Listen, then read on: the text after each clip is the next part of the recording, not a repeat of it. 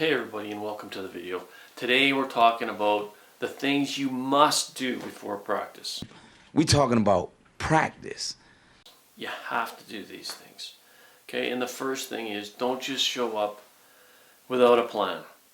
Okay, make sure you're planned, make sure that you're ready to go before practice, and everything that you need is taken care of before you get there.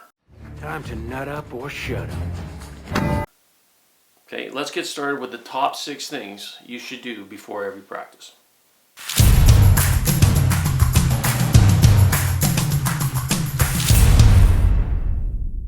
Number 1, start with a bang.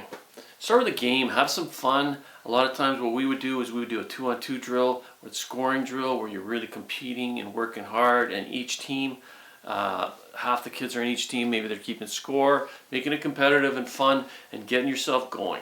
We don't stretch before the practice on the ice. We don't waste ice time stretching. We stretch off the ice before we get going. We might do a little bit of a skating drill or two to get ourselves going, but we want the blood flowing, we want to have fun, we want to show enthusiasm.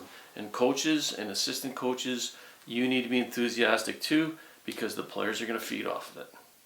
Number 2, make sure your staff and your coaches are all prepared.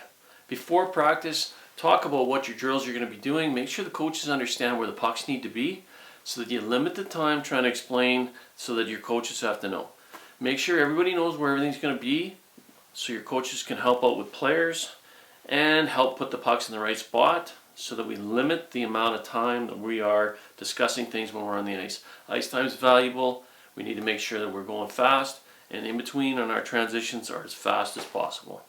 Number 3, utilize the 30-60-90 rule. I saw this in Mike Johnson's video from the Portland Winterhawks. The 30-60-90 drill means 30% of the players are active in the drill. So any drill that you're doing, 30% of your players should be active at all times.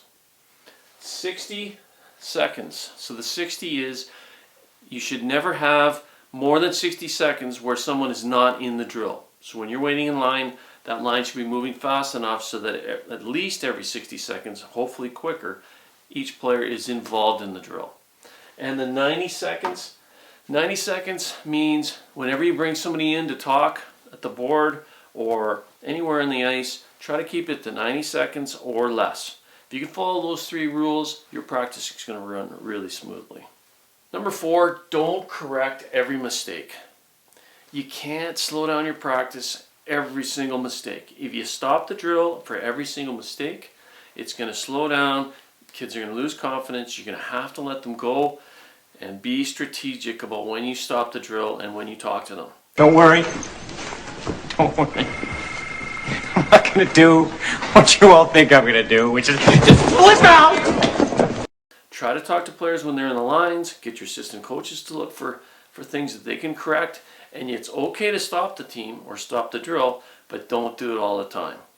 It's going to wreck the drill. It's going to wreck your team's confidence. You want to get them going. You want to get them moving. And use that power to stop the drill sparingly. Number 5, connect your drills together.